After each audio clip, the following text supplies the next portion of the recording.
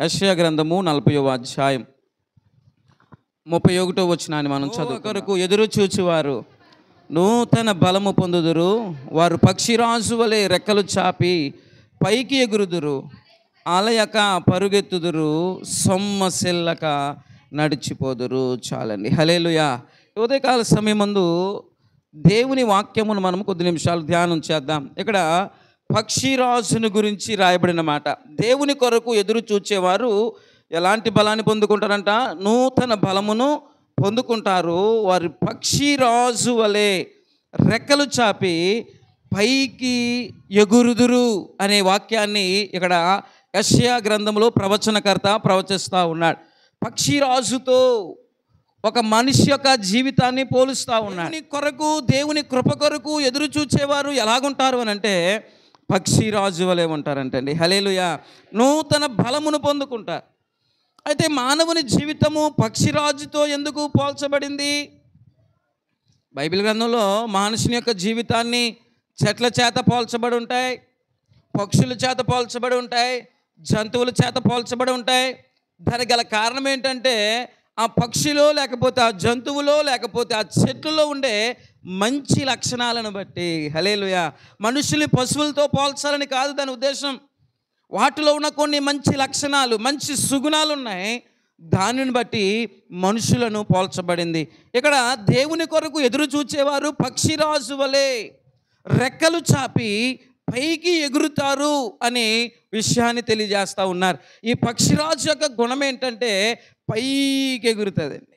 చెప్పండి, ఎక్కడ ఎగురుతుంది? అది పైన ఎగురుతుంది, కింద ఎగరదు అన్నట్టు. పైకి ఎగిరే గుణం ఉంది ఈ పక్షిరాజుకి. అందుకే క్రైస్తవుడు ఎప్పుడు కూడా పైకి ఎగిరే అనుభవం కలిగి ఉండాలని దేవుని వాక్యము తెలియజేస్తూ ఉంది. హల్లెలూయా. పైకి ఎగిరే వారముగా, పైన జీవించే వారముగా, ఉన్నతమైన ఆలోచనలు కలిగిన వారుగా మనం ఉండాలని దేవుడు కోరుకుంటా ఉన్నాడు. సామెతల గ్రంథము 30వ అధ్యాయము 8వ వచనాన్ని కూడా మీరు చూడగలిగితే అక్కడ కూడా ఒక చక్కని మాట రాయబడి ఉంటారు. సామెతల గ్రంథము 30వ అధ్యాయం 30:18 అండి. నా బుద్ధికి మించిన 3 కలవు, నేను గ్రహింపలేనివి 4 కలవు. అవేవనగా అంతరిక్షమున పక్షి రాజు జాడ, బండ మీద సర్పము జాడ, నడి సముద్రం మీద. చాలండి. హల్లెలూయా. అందరూ చెబుదాం హల్లెలూయా. పక్షి జాడ గురించి ఇక్కడ రాయబడి ఉంది. అంతరిక్షమందు అంటే మనిషి కంటి చూపుకు మించి, మనిషి యొక్క కంటి చూపుకు మించి ఈ పక్షిరాజు ఎగరగలుగుతా. మనకు అనిపించదు అన్నట్టు, ఇంకా అంత పైకి ఎగురుతూ ఉంటుంది. అందుకే బైబిల్ చెప్తా ఉంది, ఎవరైతే దేవుని కొరకు ఎదురు చూస్తారో వారు నూతన బలము పొందుకుని పక్షిరాజు వలె ఏం చేస్తారంటే చెప్పండి, పైకి ఎగురుతారు. హల్లెలూయా. పక్షిరాజు వలె పైకి ఎగురుతారు అని బైబిల్ చెప్తా ఉంది. అంటే పైకి, లేకపోతే ఉన్నతమైనటువంటి ఆశీర్వాదాల వైపు వారు ముందుకు వెళ్తారని శ్రేష్టమైనటువంటి దేవుని గ్రంథము తెలియజేస్తుంది. ఎందుకు పక్షిరాజుతో బైబిల్ మనల్ని పోల్చింది? పక్షిరాజులో ఉన్నటువంటి కొన్ని గుణాలు మనము నేర్చుకుందాం. హల్లెలూయా. పక్షిరాజులో ఉన్న కొన్ని గుణాలు. ఎందుకు పక్షిరాజుతో దేవుడు మానవుల్ని పోల్చాడు అనే విషయాన్ని మనం కొద్ది నిమిషాలు ధ్యానం చేస్తే పక్షిరాజులో కొన్ని మంచి లక్షణాలు ఉన్నాయి. చెప్పండి, ఏమున్నాయి? మంచి లక్షణాలు. మంచి లక్షణాలు ఉంటేనే ఎవరైనా మనల్నైనా ఉదాహరణగా, చెప్పండి, ఉదాహరణగా తీసుకుంటారు. మనలో మంచి లేదనుకోండి ఏం చేస్తారు? చెప్పాలి. మనలో మంచి లేదనుకోండి ఎవరు ఉదాహరణగా తీసుకుంటారు? మనల్ని ఉదాహరణగా మనం తీసుకోవాలంటే మనలో కొన్ని మంచి లక్షణాలు ఉండునుగాక. అందరూ చెప్పాలి, మనలో కొన్ని మంచి లక్షణాలు ఉండునుగాక. దేవుని బిడ్డలుగా జీవిస్తున్న మనలో గనక మంచి లక్షణాలు లేకపోతే మనం ఎవ్వరికి ఉపయోగకరంగా ఉండము. కుటుంబానికి ఉపయోగకరంగా ఉండలేం, సమాజానికి ఉపయోగకరంగా ఉండలేం, సంఘానికి కూడా ఉపయోగకరంగా ఉండలేం. అలాగుండాలంటే కొన్ని లక్షణాలు ఉండాలి. ఈ పక్షిరాజులో ఉన్న కొన్ని మంచి లక్షణాలు మనము ఈ ఉదయకాల సమయం ముందు నేర్చుకుందాం. మొట్టమొదటిగా ఈ పక్షిరాజుకు ఉన్నటువంటి గొప్ప లక్షణం ఏంటంటే ఇది రెక్కలు చాపి ఏం చేస్తుందంటే పైకి ఎగురుతుంది. 6 నుంచి 7,000 కిలోమీటర్ల పైన ఎగురుతుంది అంటే భూమి మీద నుంచి. చెప్పండి, 6 లేదా 7 కిలోమీటర్లు కాదు, వేల కిలోమీటర్ల ఎత్తులో ఈ పక్షిరాజు ఎగురుతూ ఉంటుందని, రెక్కలు చాపి అని అంటారు. ఏం చాపి? మీకు కనుక ఈ గెద్దలను చూసే అలవాటు కనుకుంటే, లేదా ఎప్పుడైనా చూసినా ఇది ఉంటే అవి ఏం చేస్తా చెప్పండి? ఈ గెద్దలను చూసే రైట్ బ్రదర్స్ విమానాన్ని కనిపెట్టారంట. ల్యాండింగు చెప్పండి, లిఫ్టింగ్ రెండు కూడా. ఈ గెద్ద ఎలా ఎగురుతుందో చూస్తూ ఉంటారు, మీరు గమనిస్తూ ఉండండి. ఇలా దిగుతూ ఉంటుంది అన్నట్టు గెద్ద. దీన్ని చూసి రైట్ బ్రదర్స్ విమానాన్ని కనిపెట్టిన వ్యక్తులు అన్నట్టు వాళ్ళు కూడా ఏం చేస్తాయంటే రెక్కలు చాచి ఎగురుతూ ఉంటుంది, పైకి ఎగురుతుంది అన్నట్టు. దీనికి ఉన్న మొట్టమొదటి లక్షణం ఏంటి చెప్పండి? చెప్పాలి. మొట్టమొదటి లక్షణం ఏంటి? పైకి ఎగురుతుంది, కింద ఉండదు. ఈ కాకులు చెప్పండి, కాకులు ఇంకేమున్నాయి, ఈ పెట్టలు, పిచ్చుకలు ఎక్కడెక్కడ ఉన్నాయన్నీ తినేసి ఇక్కడ బతుకుతాయి అన్నట్టు. ఇంక పైకి ఎగరలేవు, పెద్ద ఎక్కువ ఎగరలేవు అన్నట్టే. ఒక స్థాయికి మించి అవి ఎగరలేవు. అందుకే ఉండేలు దెబ్బకు దొరికేస్తాయి. ఉండేలు పట్టిన దొరుకుతారు కదా కొంతమంది, ఎప్పుడైనా చూసారా? ఉండేలు దెబ్బకి అవి దొరికేస్తూ ఉంటాయి. ఒక్క ఉండేలు దెబ్బతో కొడితే చెప్పండి ఏమవుతాయి? కింద పడిపోతుంది. ఎందుకంటే పైకి ఎగరలేము అన్నట్టు. ఈ పక్షిరాజు పైకి ఎగురుతుంది. చెప్పడం అంతా కూడా ఏకమనసుతో చెప్పండి, పైకి ఎగురుతుంది. భూమి మీద నుండి 6 లేకపోతే 7,000 కిలోమీటర్ల పైన ఉంటుంది అన్నట్టు, కింద ఉండదు. మిగిలిన పక్షులు ఉంటాయి చూసారా, ఈ కాకి కానివ్వండి, కోకిలు కానివ్వండి, పిచ్చుకలు కానీ, ఇవి పైకి ఎగరలేవు అన్నట్టు, అవి కిందకే ఉంటాయి. అందుకే వాటికి ఉండేలు దెబ్బ తగులుతూ ఉంటాయి. చెప్పండి ఏం తగులుతుంది? ఉండేలు దెబ్బ తగులుతూ ఉంటుంది. అది త్వరగా శ్వాసలో పడుతుంది. అయితే ఇక్కడ సామెతలు ఇందాక మనం చదవం కదా, పక్షి జాడను కనిపెట్టలేం. పక్షి జాడ లేకపోతే పక్షిరాజు యొక్క జాడ అది ఎత్తైన పర్వతాల మీద. ఎవరైనా పక్షిరాజు యొక్క గుడ్లు లేకపోతే గెద్ద అనే పిలువబడుతున్న దాని గుడ్లు ఎప్పుడు చూసారా మీరు? దాని గూడు ఎక్కడ కనిపించిందా మీకు? దాని జాడ మీకు కనిపించదు. ఎందుకంటే అది మనుషులకు అందే చోట పెట్టదండి. దానికి ఉన్న ఒక మంచి లక్షణం ఏంటంటే దాని గూడు పైన. అందుకే సామెతల గ్రంథంలో జ్ఞానం సొలొమోను అంటున్నాడు, అతడు వృక్షశాస్త్రం మీద, జంతు శాస్త్రం మీద, ప్రతి విధమైన దాని మీద గొప్ప గొప్ప శాస్త్రాలు రాశాడు ఆయన. అంటున్నాడు, నాకు అందని జాడలో ఒక జాడ ఏంటంటే పక్షిరాజు యొక్క జాడ నాకు కనిపించలేదు. పక్షిరాజు యొక్క జాడ కనిపించదు. దానికి కారణం ఏంటో తెలుసా? అది పైనే ఉండడానికి ఇష్టపడుతుంది తప్ప కింద ఉండడానికి ఇష్టపడదు. హల్లెలూయా. ఈరోజు క్రైస్తవ జీవితము పక్షిరాజుతో పోల్చబడింది. మీ అనుభవాలు పై వాటి మీదే తప్ప కింద వాటి మీద ఉంచుకోవద్దని బైబిల్ చెప్తా ఉంది. కొలస్సీలకు రాసిన పత్రిక 3వ అధ్యాయము 1వ వచనాన్ని కనుక మీరు చూడగలిగితే ఒక చక్కని మాట అక్కడ రాయబడి ఉంటుంది. కొలస్సీలకు రాసిన పత్రిక 3వ అధ్యాయము 1వ వచనం, మీరు క్రీస్తుతో కూడా లేపబడిన వారైతే పైనున్న వాటినే వెదకుడి. అక్కడ క్రీస్తు దేవుని కుడి పార్శ్వమున కూర్చుని ఉన్నాడు. పైనున్న వాటి మీదే కానీ భూ సంబంధమైన వాటి మీద మీ మనసు పెట్టుకొనకుడి. హల్లెలూయా. ఈరోజు చాలామంది జీవితాలు ఎలాగున్నాయంటే పక్షిరాజు వలె పై అనుభవాలు లేవు. దేని మీద మనసు పెట్టుకున్నారంటే భూ సంబంధమైన వాటి మీదే. భూ సంబంధమైన వాటినే చూస్తూ ఉన్నారు, భూ సంబంధమైన వాటినే వెతుకుతూ ఉన్నారు, భూ సంబంధమైన వాటినే తలంచుచున్నారు తప్ప పైనున్న వాటిని చూడలేని కన్నులు ఈరోజు క్రైస్తవ జీవితంలో ఉన్నాయి.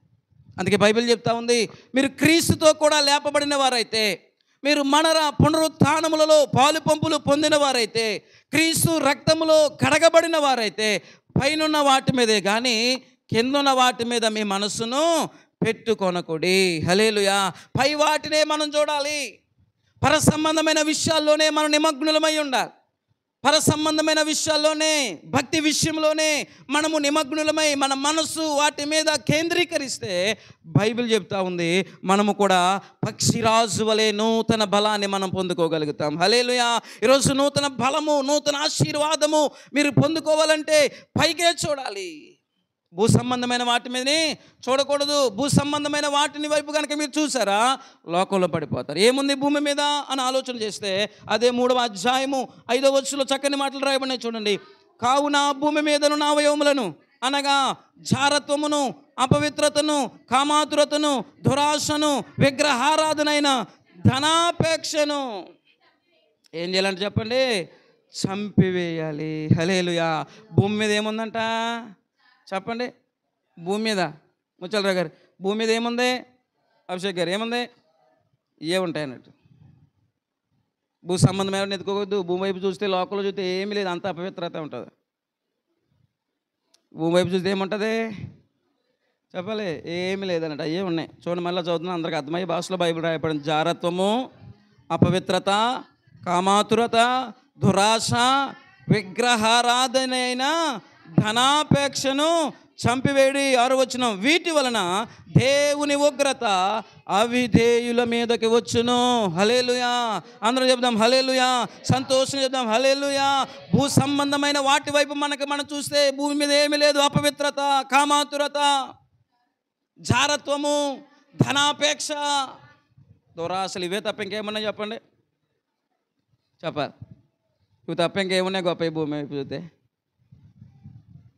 రోజు లోకమంతా పాడైపోయింది అన్నాడు. వ్యభిచార క్రియలలో నింపబడి ఉంది, జారత్వంలో నింపబడి ఉంది, దురాశల చేత నింపబడి ఉంది, ధనాపేక్ష చేత, ధన వ్యామోహము చేత, డబ్బు డబ్బు డబ్బు డబ్బు డబ్బు డబ్బు అని మనిషి ప్రాణం కొట్టుకుంటా ఉంది.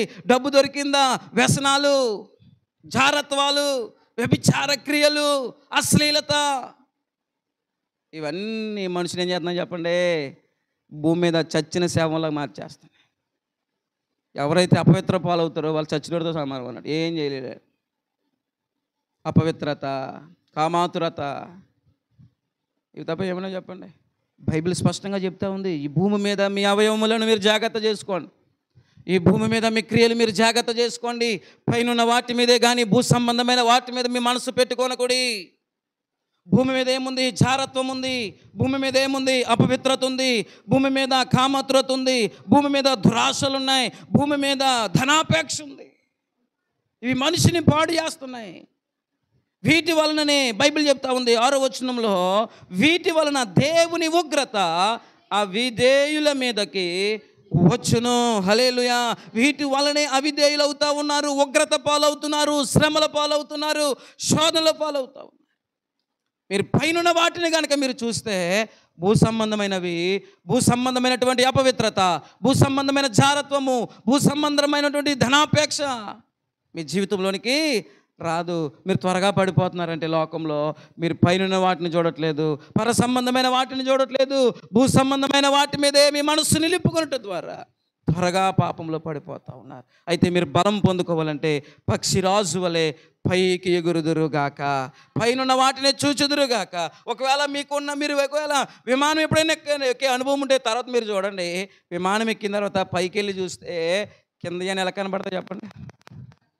మీరు పైకి ఎగిరే అనుభవం లేకపోతే పైకి చూసే అనుభవం అనుకుంటే ఈ భూమి మీద ఉన్న మీ శ్రమలు మీకు ఎలా కనబడతాయి చెప్పండి? చెప్పాలి. మీ శ్రమలు ఎలా కనబడతాయి? చిన్నగా నల్లిలా కనబడతాయి. మీరు భూమి మీదే ఉండి ఇక్కడెక్కడ ఎగిరి ఈ భూ సంబంధం వాటిని మనసు పెట్టినారు కాబట్టి మన సోదరులన్నీ ఏదో పెద్ద సోదరులాగా, మన సమస్యలన్నీ ఏదో పెద్ద సమస్యలాగా, మనకున్న బాధలు ప్రపంచం మొత్తం మీద ఎవరికి లేదన్నట్టుగానే మనం బాధపడతాం. ఎందుకంటే మనం భూమి మీదే ఉంటున్నాం. భక్తి నేర్చుకోవడం లేదు, విశ్వాసం నేర్చుకోవడం లేదు, ఆత్మీయ స్థితిలో ఎదిగే అనుభవం లేదు, పైనున్న వాటిని చూసే అనుభవం లేదు. అందుకే నూతన బలమును మనం పొందుకోలేకపోతున్నాం, నూతన శక్తిని పొందుకోలేకపోతున్నాం. ఎన్ని ప్రార్థనలు చేసినా, ఎంత భక్తి చేసినా సరే, ఎంత భక్తి చేసినా సరే చెప్పండి, సమస్యలు అనే బండొచ్చి ఏం చేస్తుంది మనల్ని అని చేస్తారు. ఎందుకంటే మీరు కింద ఉన్నారు కాబట్టి. అది మీరు పైనుంచి చూస్తున్నారనుకోండి, ఎగిరే అనుభవం ఉందనుకోండి, పై యొక్క అనుభవాలు, పైకి చూసే అనుభవాలు కనుక ఉన్నాయనుకోండి, ప్రభు వైపు చూస్తూ నడిచే అనుభవాలు కనుక మీకు ఉన్నాయనుకోండి, మీ సమస్యలు చాలా చిన్నగా మీకు కనిపిస్తాయి. అందుకే అంటున్నాడు, పక్షిరాజు వలె రెక్కలు చాపి మీరు పైకి ఎగరగలుగుతారు. హల్లెలూయా. దేవుని బలము మీరు పొందుకోవాలంటే మీరేం చేయాలి చెప్పండి? పైకి ఎగిరే అనుభవం. అందరూ చెప్పండి, అందరూ చెప్పాలి. పైకి ఎగిరే అనుభవంలోనికి మనము ఉండాలి. రెండవదిగా పక్షిరాజుకున్న రెండవ లక్షణం ఏంటంటే, మొట్టమొదటిగా ఏం చెప్పాను? పైకి ఎగురుతుంది. చెప్పండి, పైకి ఎగురుతుంది, కింద ఉండదు. చాలా పైకి ఎగురుతుంది అన్నట్టు, చాలా ఎత్తుగా ఉంటుంది. క్రైస్తవుడు పైవాడే తప్ప కిందవాడు, చెప్పాలి, పైవాడే తప్ప కిందవాడు కాదు. మీరు పైన ఉన్నవారే తప్ప కింద ఉన్నవారు కాదు. మీరు దేవుని కృపను పొందుకున్నవారు, మీరు జ్ఞానవంతులు. ఇంకా అజ్ఞానులుగా ఉండాలంటే ఆవిడేం చేయలేడు. అర్థమవుతుంది కదా? మీరు పైవారు, పైగానే ఉందురుగాక. అందరూ చెప్పాలి, పైన ఉందురుగాక. దగ్గర చెప్పాలి, పైన ఉందురుగాక. ఈ పక్షిరాజుకు ఉన్న రెండు లక్షణం, ఈ పక్షిరాజు ఏం చేస్తుందంటే ప్రతిదానిని కూడా పైనుండి చూడగలుగుతుంది. చెప్పండి, ప్రతిదాని ఎలాగుంటాయి? చాలా షార్ప్గా ఉంటాయి. ఈ ఈ పక్షిరాజు యొక్క కళ్ళు చూసే మనకి కెమెరా లెన్స్ కనిపెట్టారు అన్నట్టు. కెమెరా లెన్స్ చూసారా? తొండలాగా ఉంటాయి. ఇప్పుడు ఇంకా చాలా పెద్దవి వచ్చేసినాయి. ఇంత తొండలాగా ఉంటాయి అన్నట్టు. మీరు జియోగ్రఫీ ఛానల్ కానీ చూస్తే అందులో పక్షుల్ని, సింహాలని ఫోటోలు తీయడానికి వాళ్ళు అడవిలోకి పట్టుకుని వెళ్తారు. ఆ తొండం ఎంత ఉంటుంది అనుకున్నారు? అంత పొడవు ఉంటుంది. దాని లెన్స్ కనుక మీరు చూస్తే అది ఎలాగ దేని చూసి కనిపెట్టారంటే పక్షిరాజు యొక్క కనుగుడ్డు. చెప్పండి, పక్షిరాజు యొక్క కనుగుడ్డు అది చూడగలుగుతుంది, పైనుండి చూడగలుగుతుందండి. హల్లెలూయా. పైనుండి ఆహారాన్ని వెతుక్కోగలుగుతుంది, ప్రతి చిన్నదాన్ని కూడా పరిశీలనగా చూడగలుగుతుంది, ప్రతి చిన్నదాన్ని కూడా పరిశీలనగా చూడగలుగుతుంది. ఇదేం చేస్తుందంటే అనిలో పైనుంచి చూచి ఏం చేస్తుందంటే వచ్చి అమాంతంగా నీటిలో ఉన్న చేపను కట్టుకుని పై తీసుకెళ్ళిపోతా. అది కానీ చూసిందంటే గురి తప్పిపోదు అన్నట్టు. అంత వేగంగా వచ్చి భూమి మీదకి వచ్చి మళ్ళీ ఏం చేస్తుంది? పట్టుకుని వెళ్ళిపోతుంది. అంటే ప్రతి చిన్నదాన్ని చూడగలుగుతుంది, అది ముందు చూపగలిగినది, దాని ఆహారము కొరకు చూడగలిగినది, కనుదృష్టి, శ్రేష్టమైన కనుదృష్టి కలిగినది. శ్రేష్టమైన దాన్నే చూస్తుంది అన్నట్టు, జీవము కలిగిన దాన్నే చూస్తుంది అన్నట్టు. అర్థమైందా మీకు? జీవము కలిగిన దాన్నే చూస్తుంది ఈ పక్షిరాజు. చూచి ఎర్ర మీదకి దిగి వచ్చినట్లుగా శ్రేష్టమైన దాని కొరకు ఈ భూమి మీదకి వస్తుంది. ఆహారాన్ని తీసుకుని మరలా ఏమైతే చెప్పండి, అది పైకి వెళ్ళిపోతుంది తప్ప తన కనుదృష్టి ఏమండి చెడు వాటి మీద ఉంచుకోవడము ఈ పక్షిరాజు లక్షణము కానే కాదు. హల్లెలూయా. అందుకే మనము పక్షిరాజు వలె చూడాలి, శ్రేష్టమైన వాటిని చూడాలి. చెప్పండి, ఏంటిని చూడాలి మనము? శ్రేష్టమైన వాటిని, వ్యర్థమైన వాటిని చూడొద్దు. ఈ లోకంలో మీ జీవమును మీరు కాపాడుకోవాలంటే, ఈ లోకంలో మీ భవిష్యత్తును మీరు కాపాడుకోవాలంటే శ్రేష్టమైన వాటిని చూడాలి, వ్యర్థమైన వాటిని చూడకూడదు. ఈ లోకంలో అన్నీ ఉంటాయి. పాపం ఉంటుంది, చెప్పండి, అపవిత్రత ఉంటుంది, శాపం ఉంటుంది, జ్ఞానం ఉంది, అజ్ఞానం ఉంది. వేటిని చూస్తున్నాం మనం? అందుకే మత్తయి సువార్తలో ఒక చక్కని మాట రాయబడి చూడండి. మత్తయి సువార్త 6వ అధ్యాయము 22వ వచనాన్ని మనం చదువు. దేహమునకు దీపము కన్నే గనక మీ కళ్ళు తేటగా ఉండిన ఎడల దేహమంతయు ఏమైపోతుందో చెప్పండి? వెలుగుమయమైపోవును.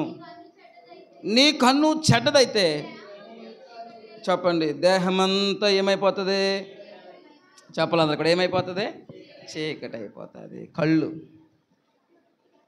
దేహమునకు దీపం ఏంటి చెప్పండి? కళ్ళు అన్నట్టు. మీ కళ్ళు ఏటిని చూస్తాయో మీ దేహం ఆ పక్క వెళ్తుంది అన్నట్టు. అర్థమైంది కదా? మీ దృష్టి దేని మీద ఉంటుందో మీ క్రియలు అలాగుంటాయి. మీ కన్నులతో వేటిని చూస్తున్నారో మీ భవిష్యత్తు అలాగుంటుంది. దేహమునకు దీపం ఏంటి చెప్పండి? కన్నే కనుక నీ కన్ను చెడిపోయింది అయితే నీ దేహమంతా కూడా ఏమైపోతుంది? చీకటి అయిపోతుంది. 23వ వచనం, నీ కన్ను చిన్నదైతే నీ దేహమంతయు చీకటి అయి ఉండును, నీలోనున్న వెలుగు చీకటి అయి ఉండిన ఎడల ఆ చీకటి ఎంతో గొప్పది. హల్లెలూయా. నీ కళ్ళు కనుక చీకటిలో ఉంటే, పాపములో ఉంటే నీ దేహం అది ఏమైపోతుంది? చీకటి అయిపోతుంది. అది గొప్పదంట, చాలా గొప్ప చీకటి. అంటే భయంకరమైన చీకటిలో మానవ జీవితాలు నింపబడి ఉంటాయి. ఈ పక్షిరాజు శ్రేష్టమైన వాటిని చూస్తుంది. అందరూ చెప్పండి, ఏం చూస్తుంది? శ్రేష్టమైన వాటిని చూస్తుంది. చూడకూడని వాటిని వైపు కళ్ళు పెద్ద చేసుకునేవారు ఉన్నారు ఈ లోకంలో. జాగ్రత్త. పక్షిరాజు వలె మీరు నూతనమైన బలమును పొందుకుని పైకి ఎగిరేవారుగా ఉండాలంటే, శ్రేష్టమైన భవిష్యత్తును మీరు స్వతంత్రించుకునేవారుగా ఉండాలంటే మీరు చేయవలసిన పని ఏంటో తెలుసా? కన్ను దృష్టి విషయంలో జాగ్రత్త. వేటిని చూస్తూ ఉన్నారు? పక్షిరాజు చూడగలుగుతుంది. ఏమి చూడగలుగుతుంది? తన ఆహారాన్ని చూడగలుగుతుంది. తన ఆహారం ఎక్కడ దొరుకుతుందో చూడగలుగుతుంది. తనకు ఆహారము ఏ స్థలములో ఉందో పైనుండి పరిశీలన చేస్తుంది. ఆహారాన్ని సిద్ధపరుచుకుంటుంది, మరల పైకి పట్టుకు వెళ్ళిపోతుంది. శ్రేష్టమైన కనుదృష్టి. చెప్పండి, ఇష్టమైన కనుదృష్టి. చెప్పండి, శ్రేష్టమైన కనుదృష్టి. ముందు చూపు కూడా ఉంటుంది. ఆహారం కొరకు ముందు చూపు కలిగింది. చెప్పండి, అదే చూపు. అది ముందు చూపు. మీలో ఎంతమందికి ముందు చూపు ఉంది? అందుకంటే నీ దేహమునకు దీపము కన్నే కనుక నీ కన్ను ఏం చూస్తుందో నీ జీవితం అదే ఉంటుంది. ఏం చూస్తున్నారు? మీ కళ్ళుతో ముందు చూపు చూడగలుగుతున్నారా? అబ్రహాము గురించి రాయబడిన మాట ఏంటో తెలుసా? అబ్రహాము కన్నులెత్తి రాబోతున్న తరాలన్నీ చూశాడంటే. హల్లెలూయా. విశ్వాసమును బట్టి అబ్రహాము కన్నులెత్తి దేవుడు అన్నాడు, అబ్రహమా నీ సంతానమును విస్తరింపచేస్తాను, ఇసుక రేణువుల వలె విస్తరింపచేస్తాను, ఆకాశ నక్షత్రముల వలె విస్తరింపచేస్తానని వాగ్దానము చేసిన దేవుని వాగ్దానము బైబిల్ చెప్తా ఉంది. అబ్రహాము కన్నులెత్తి, అతని కన్నులెత్తిట ఇస్సాకే ఉన్నాడు, కానీ అతని విశ్వాసమును బట్టి కన్నులెత్తి తరాలన్నీ చూశాడంటే. నా సంతానం ఎంతగా విస్తరించబోతుందా? విశ్వాసమును బట్టి ముందు చూపు కలిగిన వాడు అబ్రహాం. విశ్వాసమును బట్టి ముందు చూపు కలిగి డేరాలో బ్రతికిన వాడు అబ్రహాము. ముందు చూపు కలిగి తన జీవితమును జాగ్రత్త చేసుకున్నవాడు అబ్రహాము. ముందు చూపు కలిగి దేవునికి తన జీవితమును అప్పగించినవాడు అబ్రహాం. వీళ్ళు ఎంతమందికి ముందు చూపు ఉంది? ఈరోజు బాగుందని పాస్టర్ గారు, రేపు ఏమైతే అప్పుడు చూద్దాంలే. ముందు చూపు ఎంతమందికి ఉంది చెప్పండి? ముందు చూపు కలిగి ఉండాలి. ముందు చూపు కలిగిన వారుగా ఉండాలి. భవిష్యత్తు తరాలను చూచేవారుగా మీరు ఉండాలి. ఈ పక్షిరాజుకున్న రెండో లక్షణం ఏంటి చెప్పండి? అది శ్రేష్టమైనది చూస్తుంది, ప్రతిదాన్ని చూడగలుగుతుంది. హల్లెలూయా. మంచి కను దృష్టి. చెప్పండి అందరూ కూడా, ఏ దృష్టి? మంచి, అందరూ చెప్పాలి, మంచి కను దృష్టి. మూడో లక్షణం ఏంటి చెప్పండి? గూడు కడతాది. అందరూ చెప్పండి, గూడు కడతాది. ఆ గూడును మరలా అదేం చేస్తుంది? పీకి పెరికి పక్కకు పడేస్తుంది. చూడండి, ద్వితీయోపదేశకాండంలో ఆ మాట రాయబడి ఉంటుంది. ద్వితీయోపదేశకాండము 32వ అధ్యాయం 11వ వచనంలో చూస్తే, పక్షిరాజు గూడు రేపునట్లుగా నేనే గూడు రేపి తన పిల్లల పైన అల్లాడుచు రెక్కలు చాపి వాటిని పట్టుకొని తన రెక్కల మీద వాటిని మోయినట్లు యెహోవా వానిని నడిపించును. ఇశ్రాయేలు యొక్క ప్రయాణాన్ని దేవుడు ఎవరితో పోల్చాడంటే పక్షిరాజు గూడుతో పోల్చాడు. పక్షిరాజు గూడు రేపుతుందంటే. పక్షిరాజు గుడ్లు పెడుతుంది కదండి. ఆ గుడ్లు పొదిగిన తర్వాత పిల్లలు అవుతాయి కదా. ఆ పిల్లలు ఎదిగిన తర్వాత ఈ పక్షిరాజు ఏం చేస్తుందంటే, సెటన్ ఒక ఏజ్ వచ్చిన తర్వాత ఈ పిల్లలు ఏం చేస్తాయంటే లోపలే అణుగు పెట్టలాగా కూర్చుని ఉంటాయి అన్నట్టు. రోజు ఏం తీసుకొస్తుంది వాళ్ళమ్మ? కిందకి వెళ్ళి అన్నం తీసుకొచ్చి అక్కడ పెట్టేస్తుంటే మెల్లగా తింటం అలవాటు అయిపోయి అక్కడ గూళ్ళునే ఉంటాయండి. ఇప్పుడు ఇది ఏం చేద్దాం అనుకున్నారు? ఈ పక్షిరాజు గూడుని చెప్పాలి రేపేసి పోనీ సరే. ఇప్పుడు చెప్పాను కదా, తన పిల్లల్ని తన భుజాల మీద ఎక్కించుకుంటారు. తన భుజాల మీద ఎక్కించుకుని పైకి తీసుకెళ్ళి వదిలేద్దండి. చెప్పండి, ఏం చేద్దా? వదిలేదు. గూడు ఉందనుకో ఏం చేస్తాయి? ఇవి శుభ్రంగా తినేసి అక్కడే కూర్చుంటాయి.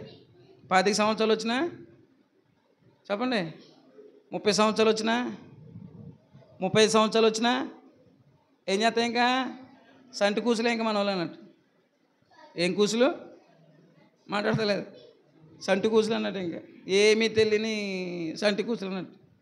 35 వచ్చేస్తాయి మా తల మీద చెప్పండి, తలెంట్రుకలు కూడా వచ్చేస్తాయి. కానీ ఇంకా ఏం కూసులలో? సంటి కూసులు ఆ గూడులో కూర్చుని ఉంటారు.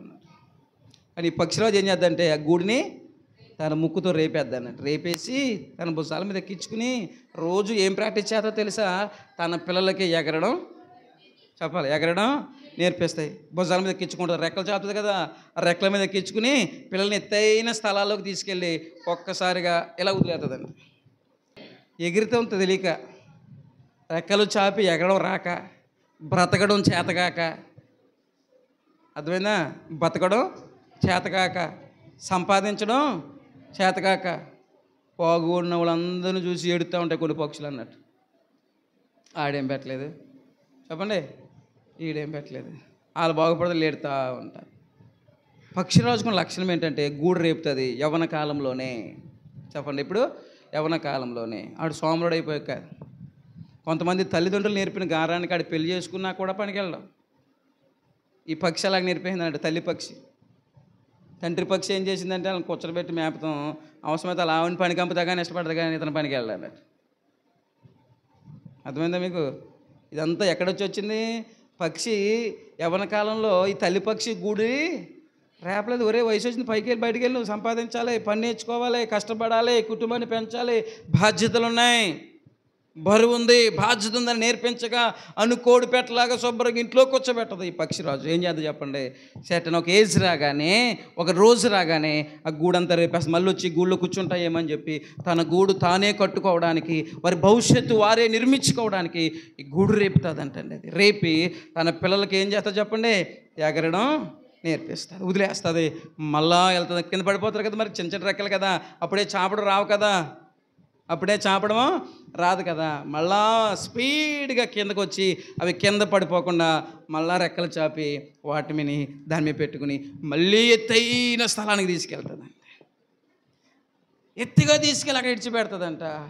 ఆ పిల్లలు అలాగా రెక్కలు ఈ లోపల ఏమవుతాయో చెప్పండి, రెక్కలు చాపడం, ఎగరడం ప్రాక్టీస్ అయ్యే వరకు కూడా అవి ఏం చేస్తుందో తెలుసా? పక్షిరాజుకున్న శ్రేష్టమైన లక్షణం తన పిల్లలకు ఎగరడం నేర్పిస్తుంది. హల్లెలూయా, అందరూ చెప్పాలి హల్లెలూయా, సంతోషంగా చెప్పాలి హల్లెలూయా. వాళ్ళు అనుకుంటారు అది కష్టమే, ఎగరడం కష్టమే, ఈ భూమి మీద జీవించడం కష్టమే. కానీ ఆ తల్లి పక్షి ఏం చేస్తుందంటే బిడ్డలకు ఎగరడం నేర్పిస్తుంది, ఎలా ఎగరాలో నేర్పిస్తుంది. బైబిల్ అదే చెప్తా ఉంది, పక్షిరాజు తన గూడు రేపి తన పిల్లలను మోసినట్లుగా నేను ఇశ్రాయేలు ప్రజలను అరణ్యంలో నేను నా భుజాల మీద నడిపించాను. దేవుడు కూడా కొన్నిసార్లు మనల్ని శ్రమల వైపు నడిపిస్తాడు. దానికి కారణం ఏంటంటే మనం ఎగరడానికి మనకి చెప్పాలి, ఎగరడానికి మనకి వీలవ్వడానికి. హల్లెలూయా. దావీదు అంటాడు, శ్రమ కలుగుట నాకు మేలాయను అంటాడు. ఎందుకంటే తనకు జ్ఞానం, శ్రమ మనకేం నేర్పుతుంది చెప్పండి, చెప్పాలి, బుద్ధి వస్తుంది అన్నట్టు. శ్రమ రావాలి, శ్రమ రాకపోతే మనకెవరూ రాదన్నట్టు. శ్రమ మేలే. దేవుడు ఒక్కొక్కసారి తన రెక్కలను విడిచిపెడతాడు, మనల్ని విడిచిపెడతాడు బుద్ధి రావాలని. శ్రమ మనకి మేలే. శ్రమ రాకపోతే బుద్ధి రాదు, గుర్తుపెట్టుకోండి. శోధన రాకపోతే క్రమపరచబడం, వేదన రాకపోతే మన జీవితాలు మనం బాగు చేసుకోం, వేదన రాకపోతే మన దుఃఖము రాకపోతే మనం మనుషులుగా మారమంతే.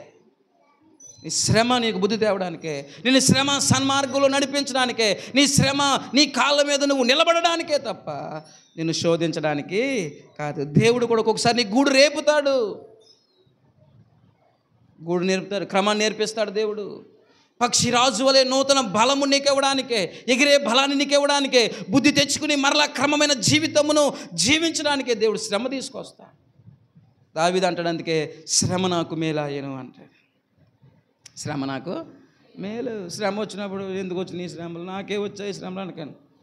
కీడు వెనకాల దేవుడు ఏం దాచుతాడు చెప్పండి, మేలు దాచుతాడు. శ్రమ మంచి అండి, మనల్ని బుద్ధి తెప్పిస్తాయి, జ్ఞానోదయం కలుగు చేస్తుంది. మనం ఆలోచిస్తాం, తెలివి నేర్చుకుంటాం, జ్ఞానం నేర్చుకుంటాం, ముందుకు కొనసాగలుగుతాం. హల్లెలూయా. ఈ పక్షిరాజు కూడా తన బిడ్డలకు శ్రమ పడడం నేర్పిస్తుంది. అదే విడిచిపెడుతుంది, గూడంతా రేపేస్తుంది, గూడంతా కూడా రేపేస్తుంది. ఎందుకో తెలుసా? తన బిడ్డలను శ్రమ పెట్టాలని కాదు, తమ బిడ్డలను బాధించాలని కాదు, తమ బిడ్డలకు బుద్ధి రావాలని. చెప్పండి, ఏం చేయాలని? బుద్ధి రావాలని గూడు రేపుతుంది. తన రెక్కల మీద ఎక్కించుకుని ఎగరడం నేర్పిస్తుంది. చెప్పండి, ఏం నేర్పిస్తుంది? ఎగరడం. మన జీవితంలో కూడా దేవుడు ఒక్కొక్కసారి మన గూడుని రేపుతాడు. దేవుడే మనల్ని ఒక్కొక్కసారి శ్రమ గుండా నడిపిస్తాడు. ఎందుకంటే మీరు ఇంకా జ్ఞానంగా ఆలోచించాలని, మీరు ఇంకా బుద్ధి తెచ్చుకుని బలవంతులు అవ్వాలని, శ్రేష్టమైన వారు అవ్వాలని దేవుడు కొన్ని శ్రమలు దేవుడేస్తాడు కొన్నిసార్లు. దాంట్లోనే సంతోషించి నేర్చుకుందాము గాక. అందరూ చెప్పాలి, నేర్చుకుందాము గాక. ఆ 4వ విషయం కూడా ఉంది. పక్షిరాజు శత్రువులతో పోరాడి విజయాన్ని సాధిస్తుంది. చెప్పండి, ఏం చేస్తుంది? శత్రువులతో పోరాడి విజయాన్ని సాధిస్తుంది. ఈ పక్షిరాజుకి శత్రువు ఎవరు చెప్పండి? పాముతో పోరాడి, శత్రువుతో పోరాడి జయిస్తుంది ఈ పక్షిరాజు. శత్రువుతో పోరాడి ఓటమి పొందుకోదండి, పోరాడి అపజయం పొందుకోదండి. పక్షిరాజు పోరాడి ఏం పొందుకుంటుంది చెప్పండి? విజయాన్ని పొందుకుంటుంది. ఎలా పోరాడుతుంది పాస్టర్ గారు అంటే, ఆ పాముకి బలం ఎక్కడ ఉందో చెప్పండి? భూమి మీద పాకగలుగుతుంది, భూమి మీద ఎగరగలుగుతుంది, భూమి మీద మంచి పట్టు ఉంటుంది పాముకి. అందుకే ఈ పక్షిరాజు ఏం చేస్తుందంటే తన కాళ్ళతో చుట్టుకుని ఈ పాముని గాల్లోకి తీసుకెళ్ళిపోతుంది. ఏం చేస్తుంది? గాల్లోకి పైకి తీసుకెళ్తుంది. మీరు కూడా జయించాలి ప్రార్థన ద్వారా. చెప్పండి, దేని ద్వారా? ప్రార్థన ద్వారా మీ శత్రువుని మీరు జయించాలి. ఆడికి ఎప్పుడు బలమో తెలుసా? శత్రువుకి ఎప్పుడు బలం చెప్పండి? ఈ భూమి మీద ఉన్న వాటిని మీరు చూసారా? అప్పుడే బలం వచ్చేద్ది. నా ట్రిప్, నా గ్యాంగే, వీళ్ళకి ప్రార్థన లేదు, ఓ పదము చెప్పాలి, పట్టుకుంటాడు. ప్రార్థన లేని వాళ్ళందరినీ పట్టుకుంటాడు, స్తుతి లేని వాళ్ళందరినీ పట్టుకుంటాడు. వాళ్ళందరూ ఈజీగా దొరికేస్తాడు. ఆడికి ప్రార్థన పరుడు అపవాదికి దొరకడు. ఆడికి గాలి తీసుకెళ్ళి ఒక్క దెబ్బ ఎత్తన్నాడు. అపవాదిని అణగద్రొక్కగలిగే శక్తి ప్రార్థనా పరులకు మాత్రమే ఉంది. హల్లెలూయా. అపవాదిని అణగగొట్టగలిగిన శక్తి ప్రార్థనలో ఉంది. అందుకే పక్షిరాజు ఏం చేస్తా తెలుసా? వాడి బలాన్ని చంపడానికి పైకి తీసుకెళ్ళి కొడుతుంది. మీరు కూడా అంతే. అపవాది కుతంత్రాలు మీరు జయించాలంటే ప్రార్థనలేమిలో ఉంటే జయించలేరు. విశ్వాసం లేని వారిగా, దేవుని స్తుతించలేని వారిగా ఉంటే మిమ్మల్ని త్వరగా పట్టుకుంటాడు. ఆడికి బలం పెరిగిపోతుంది, మీరేమైపోతారో బలహీనలు అయిపోతారు. హల్లెలూయా. అందుకే ఇది ఆడికి బలం ఇవ్వదు, అపవాదికి లేకపోతే వాడి శత్రువుకి బలం ఇవ్వదు. ఏం చేస్తారో తెలుసా? గాల్లోకి తీసుకెళ్ళి, మీరు కూడా ప్రార్థనలు ఏమిలో ఉన్నారంటే మీరు అపవాదికి ఏమిస్తున్నారు చెప్పండి? బలాన్ని ఇస్తూ ఉన్నారు. హల్లెలూయా. శత్రువును జయించాలంటే మీరు ప్రార్థనా వీరులుగా ఉండాలి, ప్రార్థనా పరులుగా ఉండాలి, స్తుతించేవారుగా ఉండాలి. ఎప్పుడైతే మీరు అలాగుంటారో జయాన్ని మీరు పొందుకుంటారు. ఆత్మీయ జీవితంలో, ఆధ్యాత్మిక జీవితంలో మరికొంత పరిపక్వత కలిగి ముందుకు కొనసాగండి. విజయం మీదే దేవుడు రాబోతున్న అనేక విషయాల్లో మీకు జయం ఇచ్చి మిమ్మల్ని ముందుకు నడిపించును గాక. ఆమేన్.